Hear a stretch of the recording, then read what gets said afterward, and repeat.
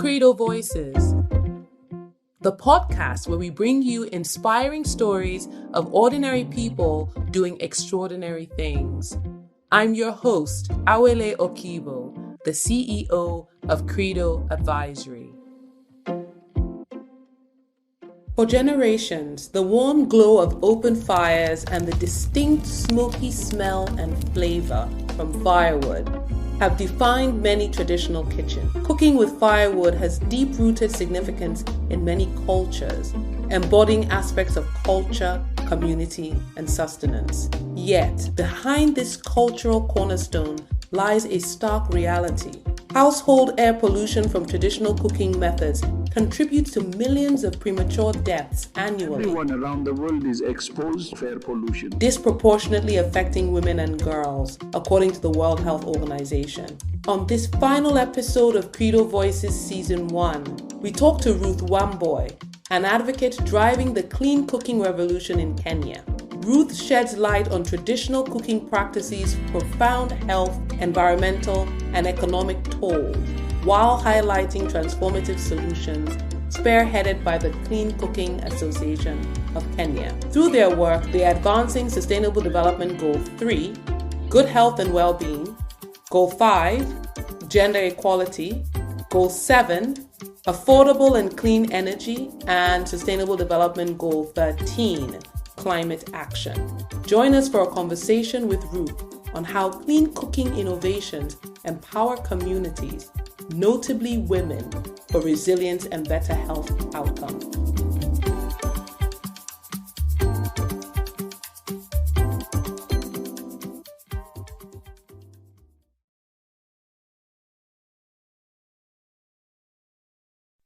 My name is Ruth Wamboy.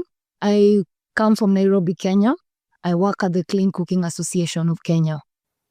Ruth, thank you for joining us. It's really important we have a conversation around clean cooking, and I'm looking to you to explain to our listeners why. So let me begin by setting the context. Cooking overpollutes when you use open fires, using efficient stoves, things that we are used to in our part of the world, right? And it emits a quarter of the global black carbon emissions, right? Carbon emissions are the second largest contributors to climate change.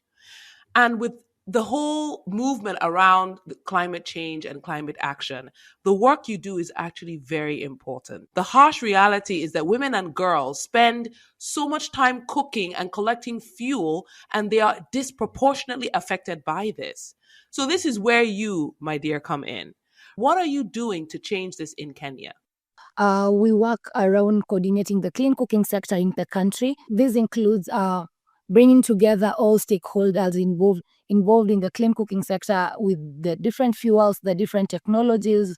The problem in Kenya right now is that so many communities, especially in rural areas and in urban slum areas, the main problem with clean cooking is affordability and efficiency.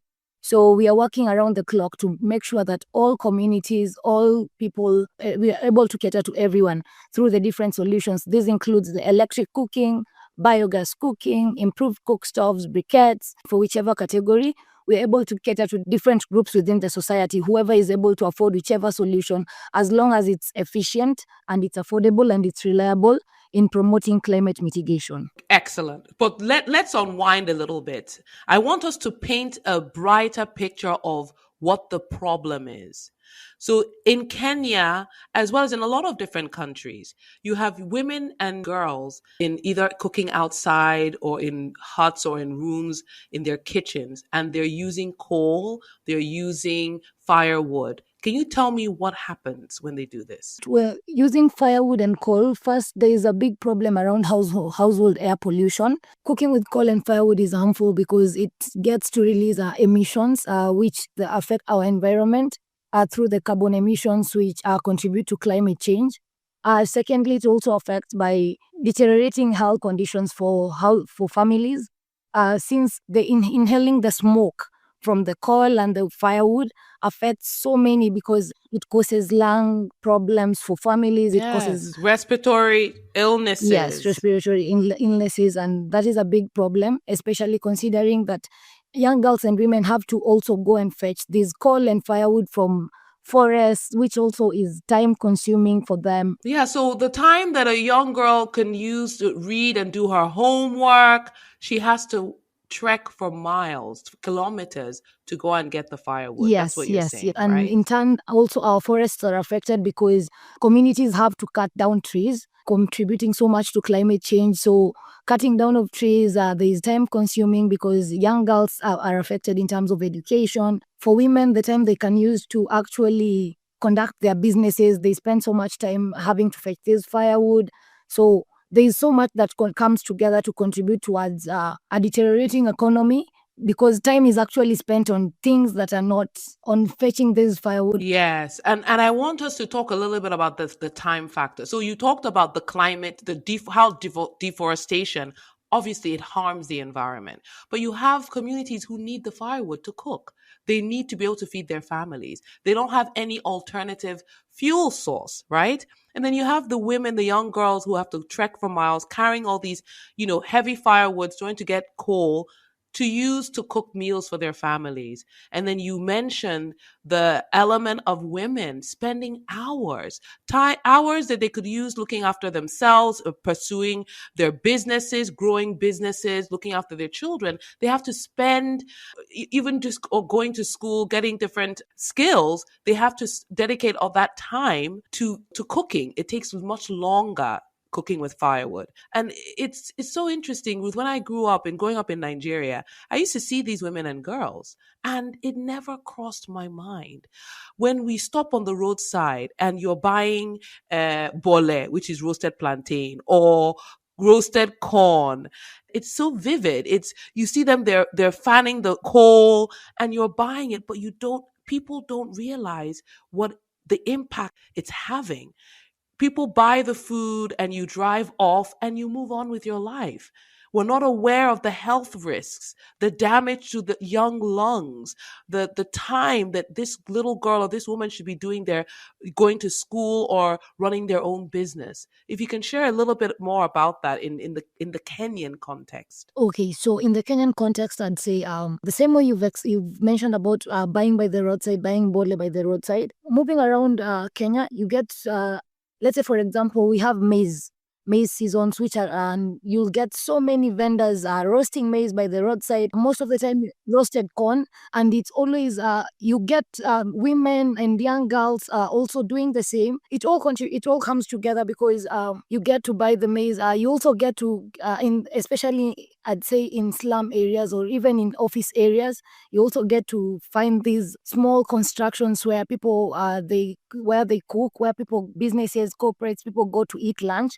And the same way you've said it, you don't realize, you just go there, eat and go back. You don't realize that the food that you've Yes. taken has actually been Yes. cooked with firewood, with coal, which in turn affects the environment that you actually live in. Exactly. We in Nigeria we call them mama put. Mama puts. Anytime you have a construction site, you will have at least four mama puts. Women who just come, they set up, they're there very early in the morning. The construction workers stop, they buy their fried akara, they buy the food from the mama puts, and it's usually women and and her children. I've seen a 3-year-old boy fanning the coal that she's using to boil the water to boil the rice. It's a very popular thing, and again, people don't realize that the food, when you buy these things, you're supporting, one part of the economy. You're helping her, looking after her family, but then the adverse effects of all of the factors we mentioned. So tell me a little bit about what the Clean Cooking Association of Kenya is doing. What's your role and how are you trying to now solve it? I want you to take it, let's break it down on what the association does and then your role there. So I am the membership and partnerships officer at the Clean Cooking Association of Kenya. So we are a membership organization and we house all participants, all stakeholders in the clean cooking sector. As I mentioned earlier, this involves all possible solutions when it comes to clean cooking and promoting energy efficiency. That includes electric cooking, biogas cooking, bioethanol cooking, gel fuel cooking, improved cookstoves. How are we helping communities around the country? So we get to be involved in projects. Currently, we have running projects by UNDP, GIZ and WWF. So right now, those are the current projects we have running. For example, let me use an example of the United Nations Development Program project that we're running. We've been targeting 500 women. So we already did the first 250 in October and November of 2023. So we are currently working in 5 counties. That is Nairobi County, Tana River County, Machakos County, Kajiado County, and Laikipia County. So for the first batch, we did 50 women in each area. And out of the 50 women, 10 trainers of trainees were selected.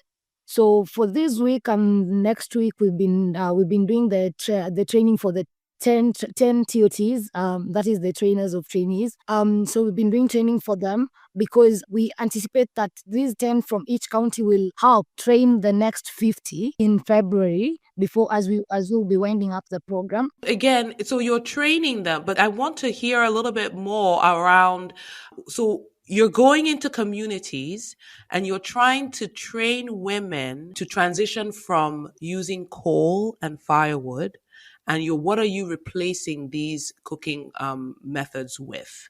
Before I forget, first, they are last mile entrepreneurs. They're women with small businesses in their areas. So we are training them on how to make improved cook stoves, which are more energy efficient and use less fuel. And we're also training them on how to make briquettes. So you're replacing the coal and the firewood with briquettes and cooking stoves, right?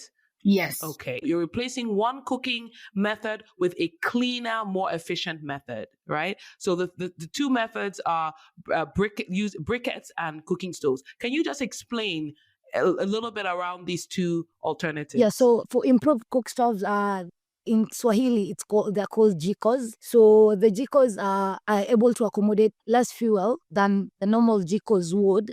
So what kind of fuel? What kind of fuel do the jikos use? So the briquettes. Sorry, okay. And the briquettes are made from sawdust, mixing sawdust, and also there's also clay soil. Under the Clean Cooking Association of Kenya, we have so many solutions, and among them, we have a United Briquettes Association, United Briquettes Producers Association. Yeah, and under the association, there are so many briquette companies that use different solutions. I happened to come around one in the coastal region in Kenya, and the company uses the coconut shells. Yes. Oh, interesting. And then so you're replacing the coal with the briquette. So it's all about the advocacy and the education around swapping one for another. So the briquettes, and then you have the more efficient stoves. Excellent. Okay. I just wanted to set the context so our listeners can follow. Okay, please continue. Yes, we train the last mile entrepreneurs on business development skills. So when you say the business development skills, again, from the context of the women users in the communities, so tell me who these train. So within the community, you select women entrepreneurs. Give me examples of some of the business activities of these women that you're training. Furnishing them with these business development skills is to enable them to actually transition from whatever business they're doing to take up the position of starting their own businesses in clean cooking. The women we are training, they're women who own salons, the women with small shops, fending for themselves, because we believe that furnishing them with the business development skills would enable them to contribute to changing the world. Ruth's work with the Clean Cooking Association of Kenya exemplifies her commitment to transforming lives. Driven by the challenges women and girls face with traditional cooking methods, she advocates for innovative solutions that improve health, protect the environment, and uplifts communities. Her vision extends to empowering women entrepreneurs, fostering economic opportunities, and creating a ripple effect of positive change across Kenya. So it sounds as if you guys are doing so many things that are trying to improve the communities. So you have this training component, which it sounds really good. And then you also have just the advocacy of trying to educate communities around don't use firewood, don't use coal. Here are some alternatives. So these are the two kind of work streams that I understand. So on the training, can you tell me, how do you select the women? What's the selection criteria? Okay, in partnership with the county governments, they're able to provide us with a list of these women. I think they use the local county wards and county administrators, administrators. And they determine who in the community would benefit, would be a good trainee. Yes. I see. I see. That's really good. And I see the value of partnering with the government. I mean, a lot of these development programs, will not be sustainable or successful without that government partnership. Yes. So it's good to hear that that's what's happening. Additionally, for also agricultural communities, there is the biogas solution as well. So we house so many members who are also biogas producers, biogas companies. They deal with biodigesters. Let's say, for example, they install biodigester systems that are able to the two things out of the biodigester system because they use waste, animal waste. And that's, remember, animal waste produces methane into the environment. So the methane is actually undergoes an anaerobic process in the biodigester, and the end results are biogas and bioslurry. So bioslurry, for farmers, they get to use that as their fertilizer.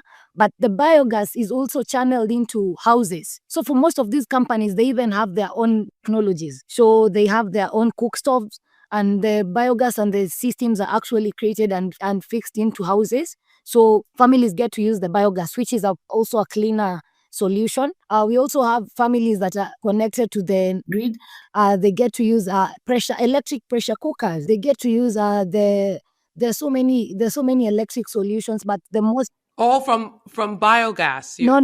From So biogas. biogas is separate, but there are also electric pressure cookers for families connected to electricity. A major problem that I think I forgot to mention earlier on is energy access has been a problem. So we're also trying to curb that by furnishing communities that are not connected to electricity with a more efficient solution. So yeah, that's it. Ruth, you guys are doing so much in different areas. Now, I'd love for us to talk about your experience. And this is where even more impact happens. When you go into communities, Ruth, how do you get a 70-year-old woman who is used to using firewood to cook? How do you get her to use a pressure cooker? I mean, even for me, I'll tell Ruth, my pressure cooker up until recently, until I started using an electric pressure cooker. I mean, I wrote about this in the past. Pressure cookers are quite intimidating. Just the hissing sound, it can be scary. Yes. How do you mitigate that? How do you get them to actually leave a tried and tested method of cooking that their mothers, their grandmothers use, and use this new, quite intimidating cooking tool? So, funny enough, that is a very nice question because you actually take me back to 2021. I were a group of 4 ladies. We went to pilot electric pressure cookers in remote areas in Kericho County and Kisumu County in Kenya. I'd say the range of the women, these were women from around 40-year-olds to around 60 to 70-year-olds. We actually had an 8-year-old as well. An 8-year-old? Yes, an 8-year-old woman. And it was really interesting because how do I get to make them actually agree to this? So I'd want to credit that to, I've been brought up in the countryside. So, and I've also been brought up in a very cosmopolitan area where I've gotten to interact with so many communities, so many different people of different age groups. So getting to actually create that trust is something, it takes a lot. So, for example, I'd go to the 8-year-old woman's house. I'd go with the electric pressure cooker. At first, actually, she was very skeptical. She was like, "No, you're not plugging that into my socket. It's going to blow the whole house up." I don't blame her. Exactly. It was very interesting. Yeah, you're not touching my socket. No, just take it to the next neighbor. I don't want it. So at the same time, I'd actually just plug it in and cook myself as she watched. Cook Cook while nice. there, and then wow. Yeah, cook while she watched. Prepare a number of meals with her, and I'd do that every morning because I remember we were there for 2 weeks, and I'd pass by every morning and every evening for that long to check on them. Yes, that we do. is fantastic. Yes, we do. Because again, behavioral change, it takes time. So of course you would be in the community, day in, day out, just showing them and trying to really tutor them into this new lifestyle. Please I continue. think so. The first time, how we approached it, as much as before we got to the point where we'd go to their houses, we actually had them together, the 50 women. So it's 2 different regions. So we'd have 50 in each area. We selected a common area and a common hall, booked a common hall, invite all women, train them on how to use the pressure cookers, and then demonstrate, because I think I should find those pictures for you. Demonstrate to them. We actually had around 8 pressure cookers and we cooked different things. Oh, Because you nice. remember, we also we are a community that cooks so many different types of meals. Yes. So we cooked all different meals, and then at the end of that, every woman got to carry her own pressure cooker home, and now we'd visit them every day, every morning, every evening, to help Oh, them wow. cook. I would love to see those And it's even pictures. funny Oh, because my I still get goodness. calls, and that is why I take pride in what I do. I still get calls to date from 2021 that you actually changed my life. You actually changed things for me. There's a lady, by the end of the project, at the time we were done, there's a lady who actually asked to purchase more pressure cookers Oh, because she thought one was not enough to prepare the meals. oh, So this I is still get calls impact. like, you actually changed my life. Oh, Ruth, this is impact. So you've broken Yes. that chain where her mother and grandmothers and Yeah. great grandmothers were using firewood, and she's now kind of the first Yes. generation pressure cooker user. Her daughters, her Yes. children, and that this is how you effect change. So can you tell me what other challenges? So Yes. when you go into these communities, have you ever been to a community where they're like, you know what? No, we don't want, leave. Have you had that challenge? And if so, how were you able to mitigate it? Funny enough, I think we got to create by having them together, bringing them together. It was easier because once, as remember, these women are friends in the villages, they're friends in the areas. So the moment at least one gets to see, like, okay, oh, let's say for example, Aweli has been opposing the idea of using this equipment, but eventually she gets to use it. So it gets to Yes, you get one, and create then a you have ripple effect. two. Yes, and Ruth, I would imagine, for instance, let's say if Awele all of a sudden is cooking her beans that normally would take a long time to cook. You know how long it takes for beans to cook, right? Yes. Yes. You all of a sudden Awele has all this free time. Awele is going off and doing other things. They're like, Awele, how is it possible that you have all this free time? And it is a simple, well, my pressure cooker has cut down my cooking time by this amount. I mean, that is exactly what is just incredible to me. How something that seems so simple can literally transform communities and generations. There's a generational effect because then the daughters are able to adopt the same more efficient, cleaner methods, and that's how it now goes on for future generations. Ruth, that's incredible. And it's a credit to the work that you guys are doing through the Clean Cooking Association of Kenya. My next question is, a lot of this obviously is around women, because traditionally in some of these cultures and societies, it's women are the ones that cook. Tell me, is there a role for men? Is there a role for men? How have men been involved, if any, in any way? Do you train men? Can you share a little bit about that? Among the people we've been training under the UNDP project, they're also men. They're men Excellent. I'm involved. happy to I'd hear say, that. okay, so yeah, so especially for most men that we've been able to train, they come as part of the technicians in the counties. They are forwarded by the counties so that they are able to be furnished with these skills. How are men benefiting from this? Let's say, for example, these women, as remember, when we go for these trainings, we also have to get warehouses where we get to train them on how to make the improved cookstoves. These in Kenya they're called juakalis. So most of these places that we Duakalis. Okay. juakali, most of these places Okay. that we book are Duakali. owned by these men. Funny enough, most of our main trainers on how to make the cookstoves, remember they're also certified trainers by the government. So yeah, most of them are men. And then how do men get to benefit out of this clean cooking? So first of all, you see, I do not like the phrase that women belong in the kitchen. I actually Exactly. do not like the phrase. Exactly. I completely agree. Yeah. So let's say I think in hindsight, most men get to benefit out of the ripple effect, because remember, these men are people who stay in the household. So by reduction in the emissions, yeah, there is better health. By getting the furnishing the women with the entrepreneurship skills. Remember, there gets to be multiple incomes within communities, within households. Luckily enough, I think I came from Kajiado County yesterday. I was actually in Kajiado County yesterday, and I remember one lady mentioning that she went and taught her husband on how to make the briquettes, and now they make them for their household use. Oh, So that wow. is that Excellent. is a very good thing. Yes. Yeah. Yes. Yes. So last year, 2023, I was working in a biogas company, and most of the people who go to the field to install these machines, to install these biodigesters are men. They're women technicians, they're male technicians. So that composition, the fact that there gets to be multiple opportunities. Yes, it's a community effort. It's not just about you training women to be using, briquettes to cook. It's also, there's a role for men to support in building some of these things. Now, is there also a role for women to learn to be technicians? Because you talked about kind of there's a gender, is there a move for women to also get those technical skills and not just for men? Yes.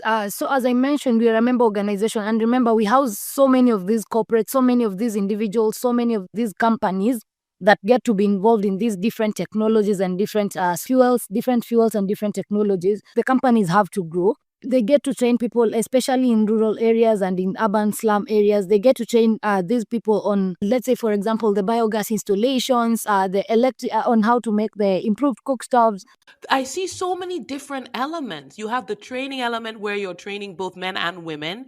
And I love that they are part of the production. So they can, and that's where it'll be sustainable. It's not the UN or GIZ giving them these cook stoves or giving them the briquettes. You're teaching them how to fish. This is how development should work. There's that backward integration of the communities developing their own cooking solutions. And Ruth, that's incredible. Now, if you could tell me, what other challenges do you encounter beyond, when you go into the communities? There's obviously changing minds and behavior is that in itself is a challenge. But can you share any other challenges that you encounter? All these things, they require financial input.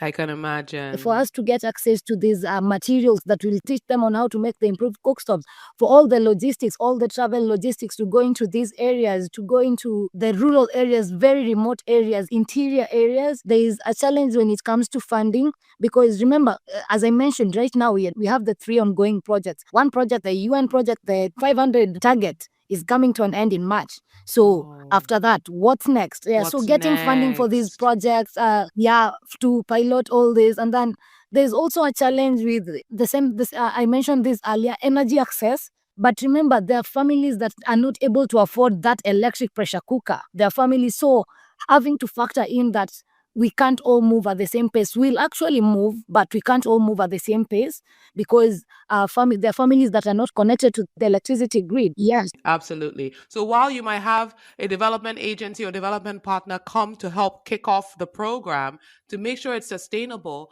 alternate funding needs to happen. Now, is there a role for private sector? How, as far as private sector Yes. funding?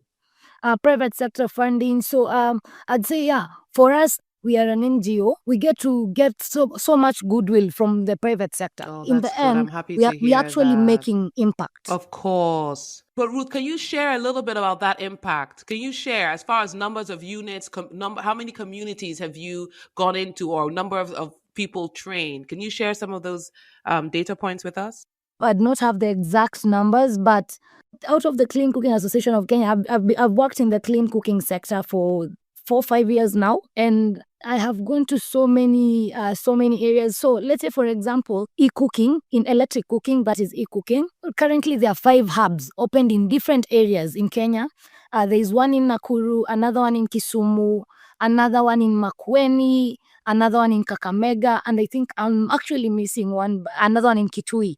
So these energy hubs, women are actually trained on how to make the improved cookstoves as well. They come together. These women groups, in Kenya, we call them chamas. So they come together. The hubs are opened. They're furnished with electric pressure cookers, which they can sell to communities, which they also use to train other women within the community on how to use that. So it's more like the TOT, but remember, this is a different project, but it's still trainers. Women who are trained now with the energy hubs open, now they get to train more women within the society. And that is more awareness creation, and sensitization, This is really, really inspiring. I could talk to you for hours, but unfortunately, we're running out of time. And however, I would love for this conversation to continue another time because I know you have other initiatives that you're involved in and quite passionate about. So thank you very much for your time. I'm wishing you all the best. Thank you. Kitchens have long been spaces of bonding and tradition, but they've also posed serious health and environmental risks. Ruth Wamboy's advocacy with the Clean Cooking Association of Kenya sheds light on these challenges while driving transformative solutions. By championing clean cooking technologies, Ruth empowers families to adopt healthier practices and equips women to become entrepreneurs, fostering economic growth and sustainability. Her work exemplifies how grassroots action can create lasting impact. Through training programs and community engagement, Ruth transforms kitchens into spaces of opportunity, health, and hope. Her mission is a powerful reminder that sustainable solutions can uplift entire communities and inspire a better future. By supporting clean cooking initiatives, we empower women for better education and economic outcomes, protect the environment, and build healthier and more equitable societies. Thank you for listening. Until next time, stay curious and keep believing in the power of your voice. This is Awele Okibo, signing off for Credo Voices.